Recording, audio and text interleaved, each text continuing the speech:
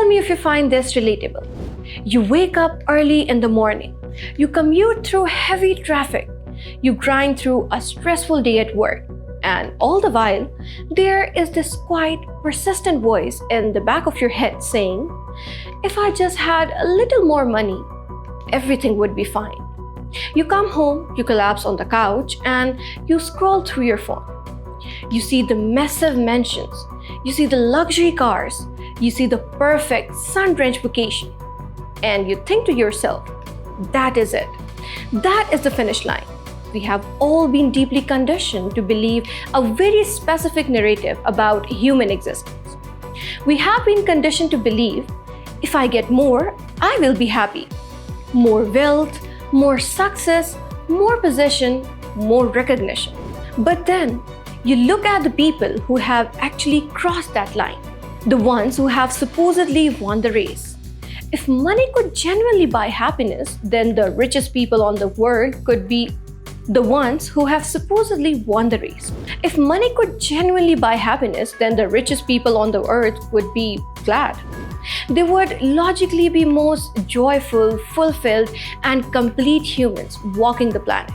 But if you look around us, we will find that many of them are incredibly sad. They worry, they fear, they suffer. They are chronically stressed. Some are even deeply depressed.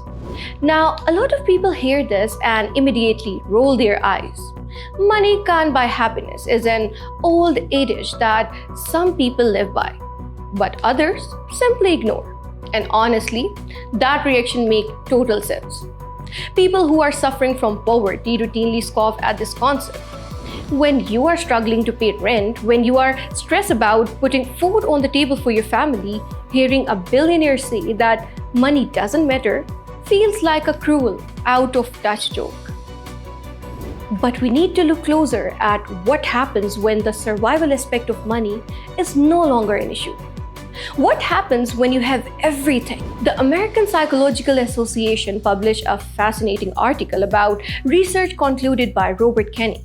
He went straight to the source. He interviewed wealthy people to understand their psychological reality. And what he found was striking, because it shatters the illusion we all are chasing. Yes, the wealthy people are interviewed freely admitted that they loved having a lot of money. They completely understand that they are incredibly fortunate. But here is the dark side that nobody posts on social media. Sometimes having a lot of money means profound, crushing isolation. It means the painful loss of friendships, the very relationships and support system you desperately need to get you through the difficult times. It means struggling with the exact same parenting issues as everyone else, but under a microscope. The money does not shield them from the human experience. In fact, it often complicates it. The psychological toll of this empty pursuit is so heavy that such people sometimes even end their own lives. Why is this happening? Why does the immense wealth protect them from despair? Because happiness is simply not a product that can be purchased. It cannot be ordered, shipped, or bought at a premium. See, this brings us to the terrifying but deliberating realization. We can have absolutely everything in the material world and still be completely unhappy. Or conversely, we can have absolutely nothing and still be deeply, profoundly happy. Because happiness does not depend on what we have, but rather on how we feel. So why do we keep relentlessly chasing it? Because the moment we get what we want, the mind immediately asks for more. It is a never-ending story, exhausting cycle. You get the promotion, you feel good for a week, and then you want the next promotion. You buy the dream house, you enjoy it for a month, and then you start looking at the bigger houses. We move continuously from one desire to another. We are completely stuck on what psychologists call the hedonic treadmill. Imagine running on a literal treadmill. You are sweating, you are exhausted, you are pushing yourself to the absolute physical limit. You keep running after players, but you end up nowhere. You are in the exact same spot you started. Desires can never quench our thirst. They can only make us worse. It is exactly like trying to fill a boat with a hole at the bottom. No matter how much water you pour in, no matter how fast or how desperately you pour it will never ever be full. And this is where the grand illusion lies. The fundamental problem is that we confuse happiness with pleasure. They are not the same thing, yet we treat them as interchangeable. Money creates pleasure. It creates comfort. It creates incredible convenience. But it does not create happiness. Pleasure is temporary. Happiness is lasting. Pleasure excites. Happiness fulfills. When you buy a brand new luxury car, you get a rush of dopamine. You feel excited. That is pleasure. But a year later, it is just a piece of metal that takes you to work. The excitement inevitably fades. If the car was just a sole source of happiness, you are suddenly empty again, desperately looking for the next purchase to give you the same temporary rush. To truly understand this, we have to split our reality into two separate, distinctive domains. Money belongs entirely to our outer world. Happiness belongs entirely to our inner world. You must have seen this thousands of times in books, seen it in quotes, and heard it in speeches. But it is nothing but the pure, unadulterated truth. Let me break this down for you with a series of absolute facts. Money can buy a bed, but it cannot buy sleep. It can buy a ring, but it cannot buy love.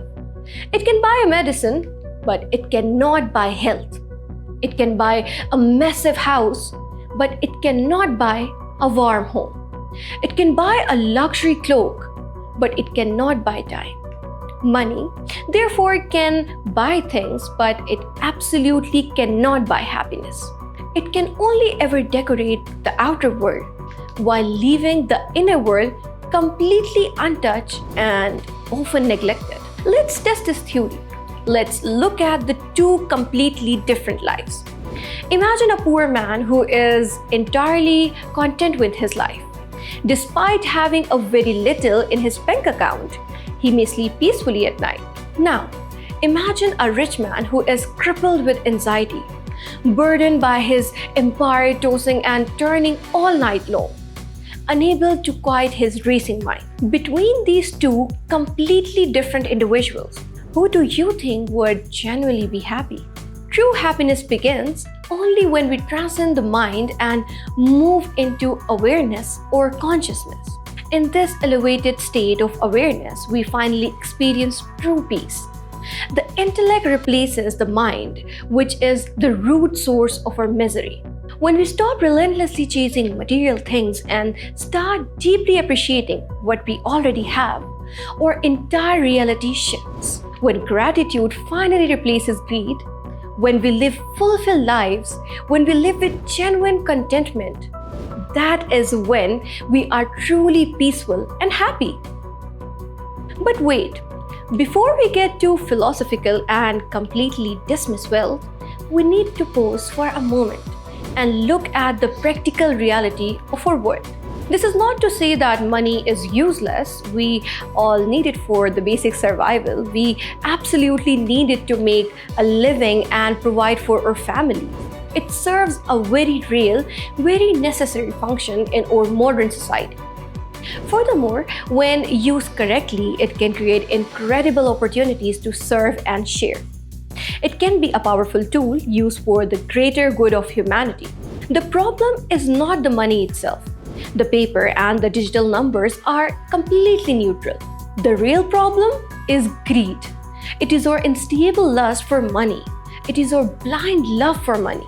And the single biggest mistake we make in our entire lives that we expect money to do what it was never meant to do, to make us happy.